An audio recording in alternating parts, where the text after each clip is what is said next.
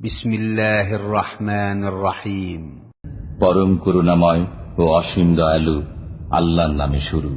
والليل إذا يغشى والنهار إذا تجلى وما خلق الذكر والأنثى إن سعيكم لشتى। শপথ রাত্রির যখন সে আচ্ছন্ন করে, শপথ দিনের যখন সে আলোকিত হয়, এবং তার যিনি নর ও নারী সৃষ্টি করেছেন, নিশ্চয়ই তোমাদের কর্মপ্রচেষ্টা বিভিন্ন ধরনের। فأما من أعطى واتقى وصدق بالحسنى فسنيسره لليسرى। অতএব যে দান করে এবং আল্লাহভীরু হয় এবং উত্তম বিষয়কে সত্য মনে করে, আমি তাকে সুখের বিষয়ের জন্য সহজ পথ দান করব। وأما من بخل واستغنى وكذب بالحسنى فسنيسره للعسرى। আর যে কৃপণতা করে ও বেপরোয়া হয় এবং উত্তম বিষয়কে মিথ্যা মনে করে, আমি তাকে কষ্টের বিষয়ের জন্য সহজ পথ দান করব।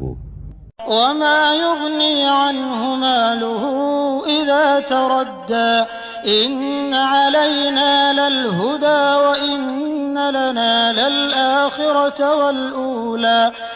যখন সে অধঃপতিত হবে, তখন তার সম্পদ তার কোনোই কাজে আসবে না। আমার দায়িত্ব পথ প্রদর্শন করা, আর আমি মালিক ইহকালের ও পরকালের। فأنذرتكم نارا تلظى لا يصلاها إلا الأشقى الذي كذب وتولى। অতএব আমি তোমাদেরকে প্রজ্বলিত অগ্নি সম্পর্কে সতর্ক করে দিয়েছি।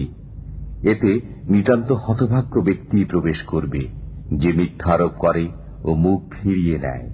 وسيجنبها الأتقى الذي يؤتي ماله يتزكى وما لأحد عنده من نعمة تجزى إلا ابتغاء وجه ربه الأعلى ولسوف يرضى।